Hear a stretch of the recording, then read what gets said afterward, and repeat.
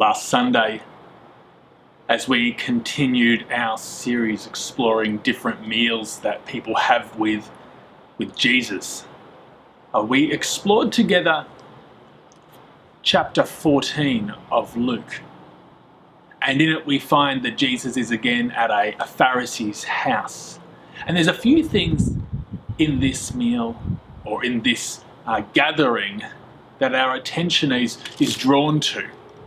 The first is that Jesus notices a man who is sick and in need of healing. And this is one of those times where we probably get an understanding that Jesus has a greater level of understanding of what is going on within the minds of the Pharisees around him, because he poses a question to them and he says to them, what would you do if on the Sabbath, which it was, a person needed healing? Would you heal them? And they give no answer because they know they've been caught out. And so Jesus turns to the man in need of healing and he heals him. And he poses another question to them. He says, we all know that if your child or an ox that you own fell into a well on the Sabbath, that you would get that out because they have value to you. And yet you would not heal this man because it would be disobedient within your hierarchy and myriad of laws. Again, we're given another situation that occurs within this context.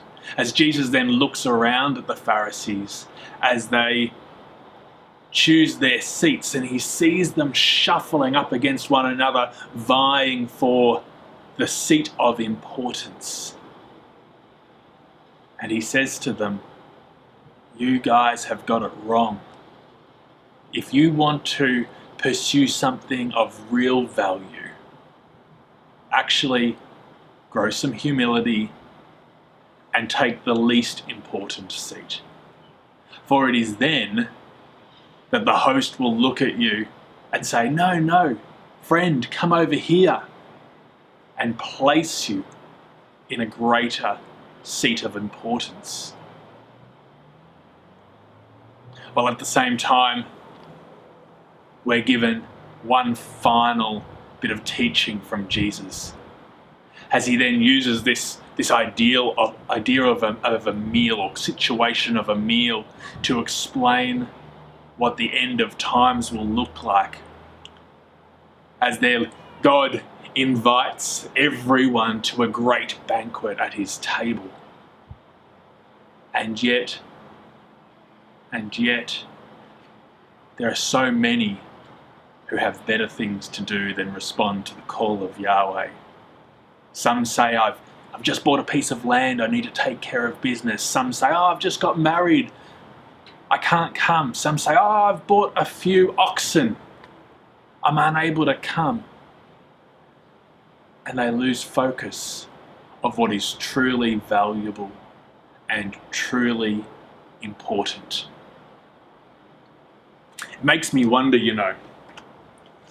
these three situations, I guess, that occur within this mealtime.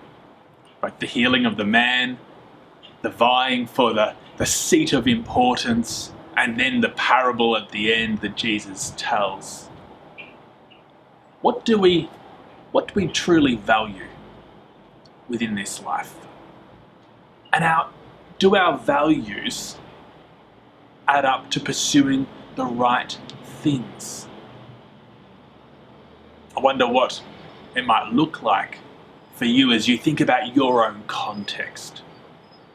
And what we find in this story, what we find in this narrative, is actually that pride, how we value ourselves, can take forms in ways that turn disastrous.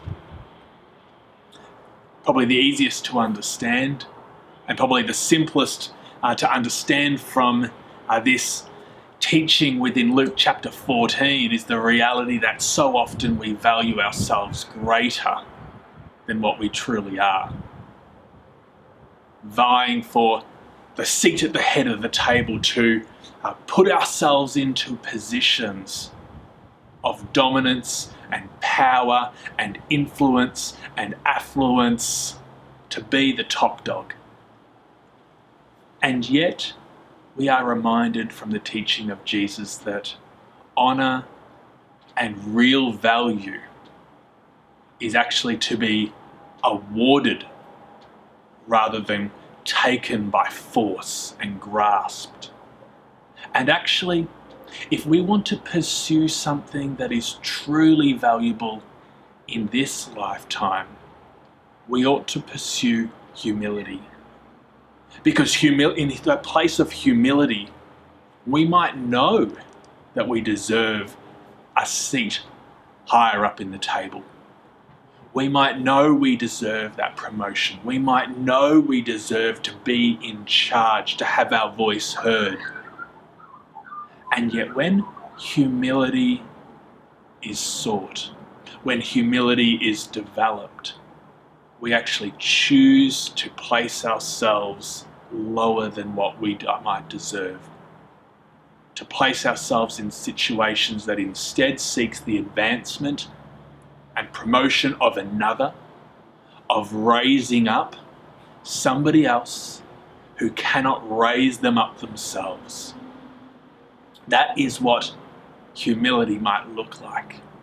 And actually, when that is done, when that is what is sought, when that is what is valued, Jesus says to us, the Father looks at us and says, "Well done, good and faithful servant. You have pursued what is just and what is righteous. You have loved the other person greater than yourself, and your rewards shall come." Maybe not in this life, but maybe later on in heaven, where we gather around that banquet table and he says to you, "Come and sit by me. Come and sit by me." Well, we come to find that pride takes unusual forms. And sometimes pride can be equally disastrous, not necessarily in thinking that we are greater than what we are, but actually it occurs to me that pride happens when we think that we are less than what we are also, where we actually dishonour ourselves, where we actually bring shame upon ourselves, thinking that we have no value. We often don't think of this, but that is equally proud.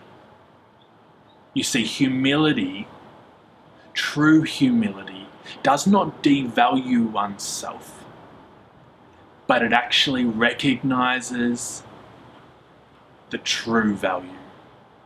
Jesus knew who he was. Jesus knew that he was ruler over all creation. He knew his value, he knew his worth, and yet he still chose to sacrifice himself. He still chose to lower himself. He still chose to humble himself. And so for us, my friends, as we seek to value ourselves and to value others like Jesus might, we ought not think that we are too great, but equally we ought not think that we are too less. But rather, we know our value, we know our worth as sons and daughters, and we choose to give that up for the sake of another. And that, my friends, is what ought to be truly sought after and value placed within that. Well, friends, I hope you're having a great week, and I hope that as you read through Luke chapter 14 and the accounts of Jesus at the Pharisee's house and his interactions with different people, as you think through this teaching content, that you too might also see how this might play out within your own life. What are the opportunities for you within your daily rhythms as you interact and encounter other people that you might choose to lift up another person? That you might choose to know your value, know where you might deserve to sit, know where you might deserve to be or deserve to speak, and yet choose to be silent, and yet choose to take the lowly seat. Not for the sake of yourself, but for the sake of another. And so that as you do gather together, as you do conduct your daily business, you do not look past the person who needs healing brought into their life. For that is what the Pharisees did. They had somebody in their midst who needed healing, and yet they just glanced by, too busy with their own shuffling around, trying to vie for their own greatness. And yet Jesus saw this person, saw their need, and responded with love, hope, and compassion. May we walk in the footsteps of Jesus, and may we act more like him each and every day of our lives. Have a great week, friends. Thank you.